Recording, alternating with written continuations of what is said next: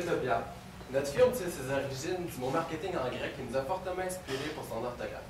En fait, nous avons fait le lien entre le mot utopie et le marketing. L'utopie est une société dans laquelle tous les éléments doivent être pris en harmonie. Et pour que le marketing soit optimal, c'est important que tous les éléments soient pris en considération également. Donc, c'est pour cette raison qu'aujourd'hui, je me présente avec une équipe optimale. Je me présente Steve Cloutier, à ma gauche, David Santerre. Et à côté, Christopher Lacombe. on va maintenant débuter avec un petit plan de match de la rencontre. Tout d'abord, on va y aller avec le mandat et nous nous dirigerons vers les objectifs. Ensuite, nous aborderons l'analyse interne et externe de l'entreprise qui sera suivie des clients cibles et de nos stratégies que nous avons établies. Par la suite, nous regarderons le budget et nous terminerons avec les mesures de contrôle interne. Tout d'abord, le mandat que vous nous avez confié, c'était de développer des idées qui mèneront Hotbox vers demain. En fait, on sait qu'aucune entreprise désire être dans une période de stagnation. Donc nous, aujourd'hui, on a vraiment aligné nos stratégies et on a tout pris en considération pour que vous connaissiez une période de croissance vers le futur. Donc, nécessairement, pour ce qui est des objectifs, avec notre mandat puis les stratégies qu'on va vous apporter, on vise vraiment de conserver votre clientèle. Puis aussi, on veut, en conservant la clientèle, on veut également, avec notre phase de croissance, on veut élargir les parts de marché pour atteindre environ un 4 de croissance, puis de parts de marché. Si nous enchaînons avec votre analyse interne de votre entreprise, vos forces, vous avez un produit santé et diversifié. De nos jours, la santé est très importante, 100% naturel, 60% biologique, la plupart de vos produits. Vous avez aussi un réseau de distribution qui est vaste. Vous offrez la distribution dans le Canada entier et aux États-Unis. Vous avez une équipe d'entrepreneurs avec une spécialisation dans chaque domaine. Une personne en marketing, quelqu'un programmeur informatique, une autre personne pour le développement des informations et le comptable. Vous avez aussi une possibilité de partenariat avec Happy Fitness qui est constitué d'un nutritionniste et d'un entraîneur. Cependant, on a remarqué que vous aviez quelques défis. Il y a la commande en ligne seulement. Vous n'offrez aucun autre système pour vous procurer le produit. Il y a les saveurs qui sont disponibles, mais que vous obligez au client. Donc, à chaque mois, le client commande 2 produits qui ne connaîtront pas la saveur. Et il y a la distribution inadéquate. Vous offrez seulement une distribution une fois par mois. Par la suite, il y a l'analyse externe de votre entreprise, les opportunités. De nos jours, le virage santé est de plus en plus populaire chez la population, donc c'est en lien avec votre produit. Il y a les bénéfices du déjeuner. Le déjeuner, selon une étude du cabinet Claude Goudard, le déjeuner est très bénéfique pour la santé et pour la productivité au travail. Il y a la clientèle de 25 à 35 ans aussi qui préfèrent la qualité, sont prêts à payer un petit peu plus cher pour avoir de la qualité avec un prix qui est concurrentiel. Cependant, il y a des menaces. Il y a les lois de Santé Canada et les lois américaines qui ne sont pas les mêmes. Donc, il faut respecter en tout temps ces lois avec nos produits. Il y a aussi le marché qui est saturé. Il y a beaucoup de concurrents dans ce domaine. La compétition est féroce, donc le marché est saturé. C'est dur de rentrer dans le marché. Il y a la tendance à ne pas déjeuner aussi. Environ 60% des Nord-Américains qui ne déjeunent pas à tous les jours. Donc, c'est une menace pour votre entreprise. Donc ensuite, pour ce qui est de la clientèle cible, on veut vraiment axer notre stratégie de communication vraiment sur les jeunes professionnels. Puis on sait que c'est votre clientèle fétiche, on peut dire ça comme ça. Donc ça va être la clientèle de 25 à 35 ans. Ça va vraiment être ceux-là qui sont une clientèle plus urbaine, qui est dynamique, qui aime ça, la bonne qualité au niveau de la nourriture. Mais il faut quand même garder en tête qu'on peut quand même s'adresser aux jeunes familles avec vos produits. Les jeunes familles, par là, on veut dire les 6 à 12 ans qui peuvent être touchés. Puis, par la suite, la clientèle un petit peu plus âgée. Ça va quand même être la continuité des jeunes professionnels. Encore là, ça va être dans la même optique. Donc nous, aujourd'hui, on a dirigé notre axe de communication marketing sur quand santé et qualité font la paire. En fait, comme vous le savez, vous avez une mine d'or entre les mains et c'est très important de savoir comment l'exploiter correctement. Et nous, aujourd'hui, on a vraiment dirigé nos stratégies pour que vous bénéficiez de votre entreprise davantage. Dans le fond, nos stratégies, on va les diriger en 4 phases. Il va y avoir celles qui concernent les produits. Ensuite, on va y aller avec celles qui concernent les prix. La publicité et nos dernières stratégies concerneront la distribution. On a vraiment fait l'analyse de vos défis, de vos menaces qui concernent votre entreprise pour vraiment optimiser nos stratégies. Donc, pour ce qui est de la stratégie du produit, on veut vraiment conserver votre stratégie de départ qui était vraiment axée sur le branding, si on peut le dire comme ça. C'est vraiment le marketing sensoriel. Vos emballages étaient bien faits, comme vous nous les en avez fait part. Puis, vraiment, c'est vraiment ça que vous avez mis l'emphase, puis c'est comme ça qu'on veut continuer quand on croit que c'est vraiment votre niche. C'est pas vraiment des produits de consommation, mais plus des produits de luxe, de qualité pour votre clientèle. Mais on veut quand même rendre toutes les disponibilités que vous offrez à travers l'année disponibles en tout temps pour votre clientèle. Donc, ça va être plus avantageux pour votre clientèle, puis vous allez faire plus de ventes.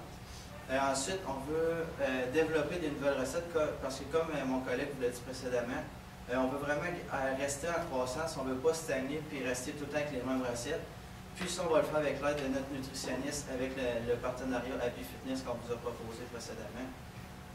Puis on va aussi créer de nouveaux formats pour rendre le produit plus adapté pour les clientèles. Donc, pour ce qui est des formats, on créera un format de 75 grammes qui serait plus axé sur un format collation, car on sait que, étant donné que ce n'est pas tout le monde qui a le temps de déjeuner, le format collation, ça pourrait être une solution à ce problème-là. Ensuite, il y a le format de 380 grammes qu'on garderait, qui serait pour le format en ligne. Puis finalement, il reste 500 grammes pour ce qui serait des magasins. Si on enchaîne avec le prix, sur les réseaux sociaux, on offrirait des coupons promotionnels sur Facebook, le web, Instagram, aussi en magasin, dans les supermarchés qu'on va parler un petit peu plus tard. Vos coupons promotionnels viseraient 10 % de rabais sur le prochain achat. Puis ce coupon-là est disponible en ligne, donc on visionne. Ensuite, il y a la diminution des prix. Votre prix de base est beaucoup plus élevé que vos concurrents, environ 1,30 $ de différence avec le deuxième concurrent. On diminuerait les prix tout en gardant un prix concurrentiel pour afficher que vous avez des produits haut de gamme. Et il y a l'adaptation à un prix de pénétration. On va essayer, vous allez pouvoir pénétrer le marché dans les premiers mois pour aller chercher une clientèle. Par là, on voit que vous allez attirer des nouveaux clients, vont essayer le produit vu que le produit est moins cher. Par la suite, si on voit que vos ventes ont augmenté, vous allez pouvoir retourner un petit peu vers votre prix, mais sans revenir à votre prix de 3 $. On monterait après 3 mois à environ 1,90 $ pour 100 grammes. Si on voit que les ventes ont diminué ou on va voir que la clientèle va être fidèle, par la suite, 6 mois après, si la clientèle reste fidèle, on va pouvoir augmenter encore un petit peu le prix. Donc, on va pénétrer le marché au début pour aller chercher une plus grande clientèle. On va essayer de la fidéliser en les faisant goûter nos produits qui sont plus haut de gamme, donc ils vont rester accrochés à notre marque. Donc, après 6 mois, il y a les 3 premiers mois, on va pénétrer le marché. 6 mois après, on va pouvoir augmenter les prix. En ce qui a trait à la publicité, il y a les porte-paroles. On avait peut-être visé, vous devriez peut-être viser quelqu'un comme Éric Salvaille, qui est très dynamique, jeune, qui est dans la clientèle cible. Il y a aussi les Facebook, Instagram. On va distribuer des codes promotionnels pour avoir des promotions ou pour faire des concours au courant de l'année. Il y a aussi des circulaires seulement en magasin. Donc, vous allez pouvoir avoir les codes promotionnels aussi. Il y a le nutritionniste Happy Fitness. On va faire une affiliation avec eux. Donc, peut-être faire des vidéos pour mettre sur Facebook ou sur Instagram. Et il y a le marché francophone-anglophone. Donc, adapter les sites Internet et vos réseaux sociaux pour avoir anglais et français pour que tout le monde soit ciblé. Ensuite, dans la publicité, les réseaux sociaux, comme on avait dit, vous pourriez viser sur un concours d'abonnement nutritionnel pour 1 an. Donc, pour 1 an, il y a 10 personnes qui pourraient gagner une année gratuite avec 2 produits par mois. Donc, ça tiendra en compte sur Facebook ou Instagram. Il y aurait un coupon avec un code différent pour Instagram et Facebook.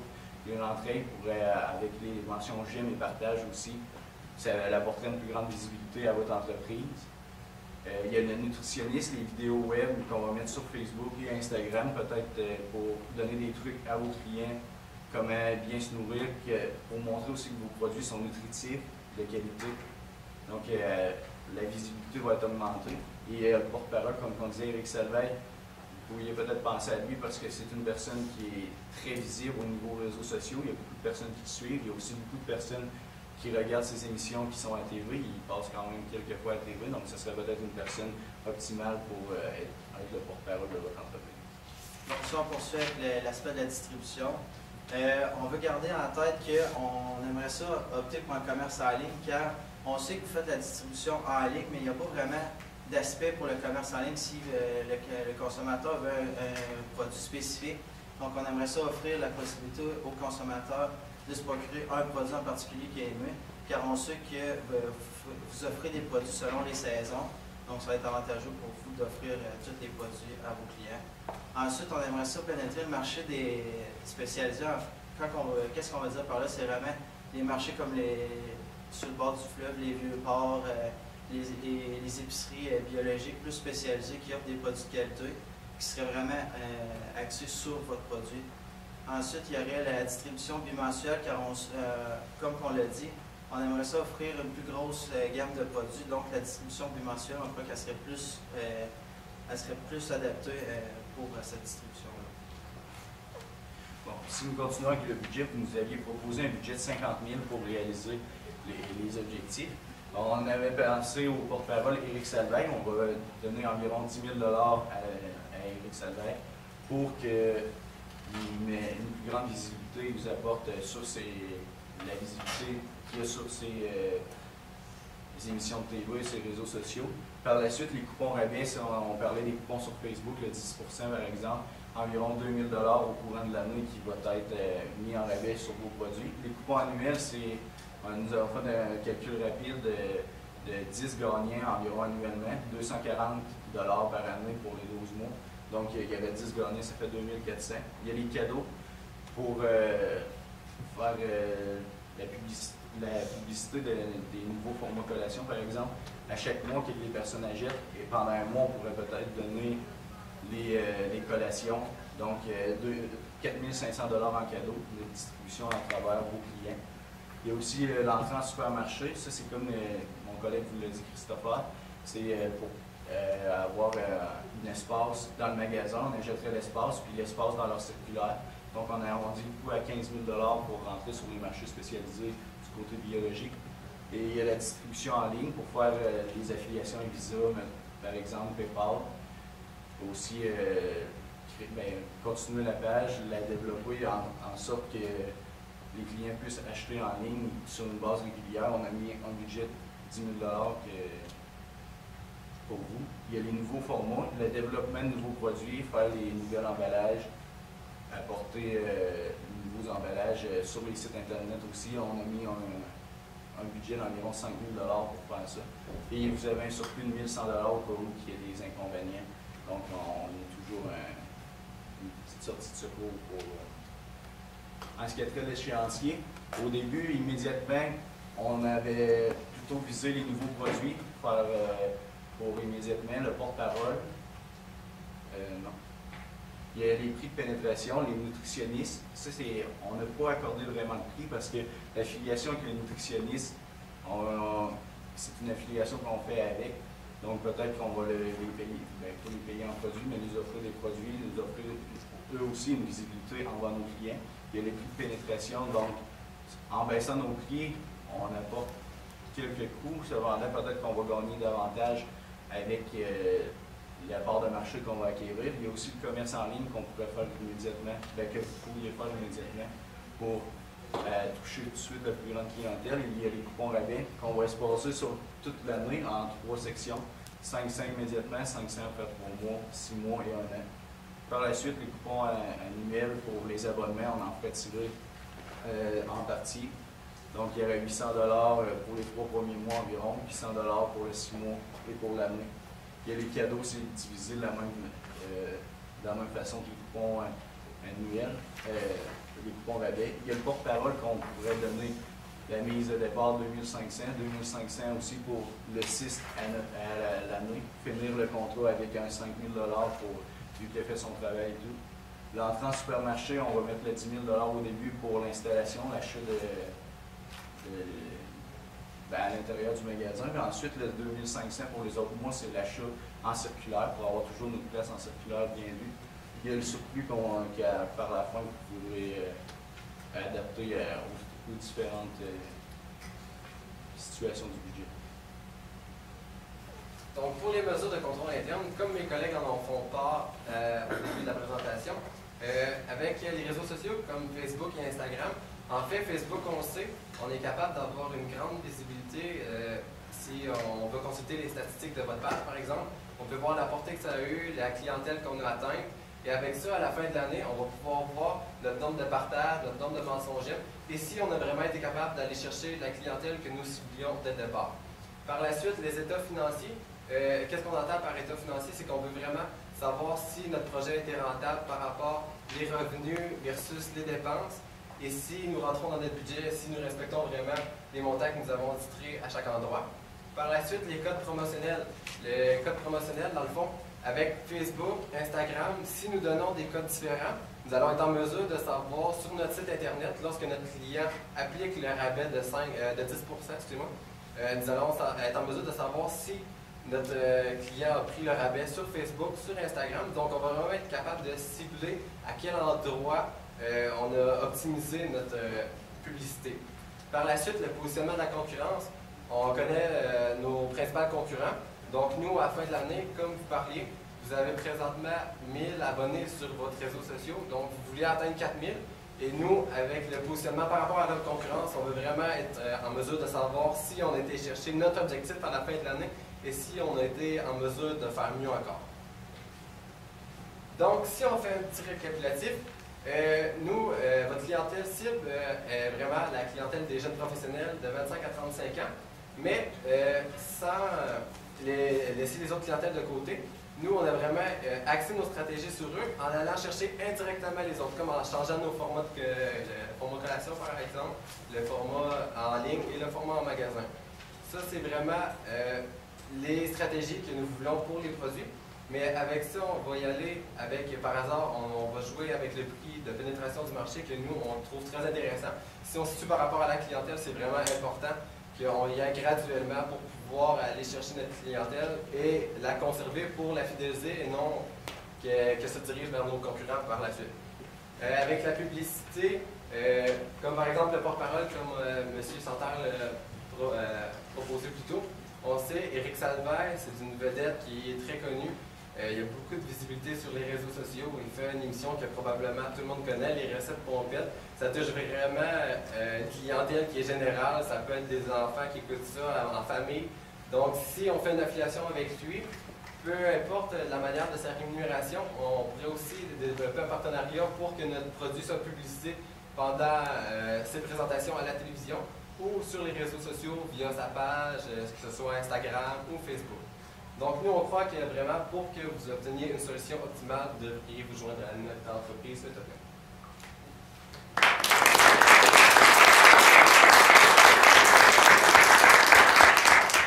La durée de la présentation, ça a été de 18 minutes 1 seconde. Et je passe maintenant la parole pour le 5 minutes de questions.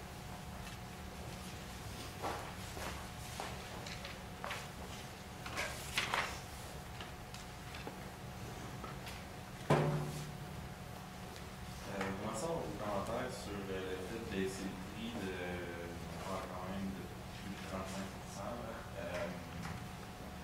L'effet sur les marges, comment on fait de l'argent avec ça?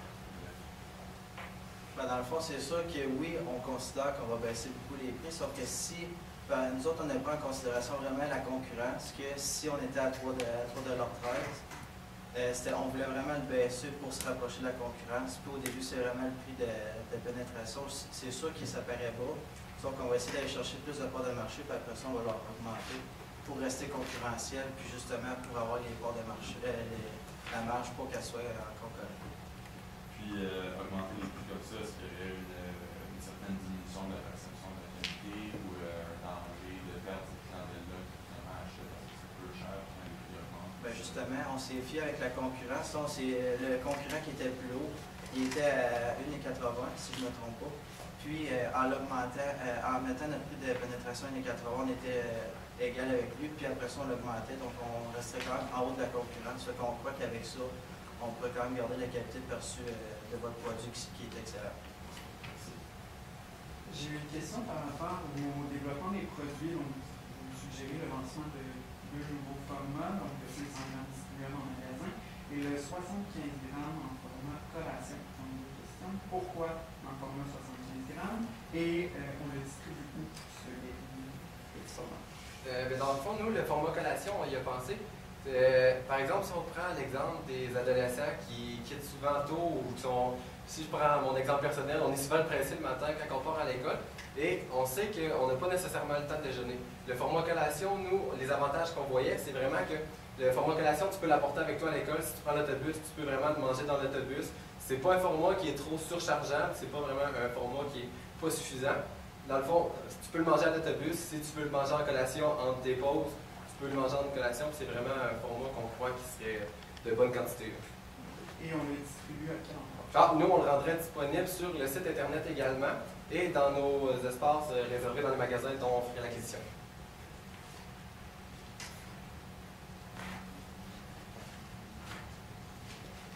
J'aimerais revenir au format collation. Oui. Le packaging il ressemblera à quoi? Est-ce que c'est un packaging qu'on peut tout de suite recevoir à la maison et partir avec dans l'autobus? Et si oui, est-ce qu'on peut y mettre du liquide? Nous, qu'est-ce qu'on aurait pensé, c'est vraiment de faire un packaging d'un ensemble de 4. Un ensemble de 4, c'est vraiment, tu fais un packaging, puis tu peux prendre, si tu pars, tu peux vraiment partir avec, selon ta faim, si tu pars avec un ensemble de 75 grammes, tu peux l'apporter avec toi, soit pour manger comme ça, ou tu peux vraiment t'apporter, par exemple, un contenant de lait pour le mettre dans le packaging, justement pour manger avec tes céréales. Dans les menaces, vous mettez de l'avant qu'une des menaces, c'est bien entendu le marché saturé, d'aller de l'avant dans le canal de distribution où tous nos concurrents sont déjà, soit le réseau des épiceries. C'est pas ce type un peu de balance. Ben c'est sûr, justement, on n'a pas visé les grandes surfaces comme Métro, IGA, Supercent. On a vraiment visé les épiceries biologiques, les marchés spécialisés, justement pour pas aller dans le marché qui est plus saturé, qui est plus dur à pénétrer. Puis en plus, en allant dans ces marchés-là, on regarde quand même la qualité perçue du produit qui est excellente, puis en fait la qualité du produit qui est mis en Europe.